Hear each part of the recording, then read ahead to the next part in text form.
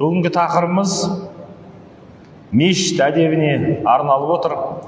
Әрине барлығымыз мешітке Алла Тағаланы ұлықтауға, намаз оқуға, Алланың парыздарын орындауға келеміз.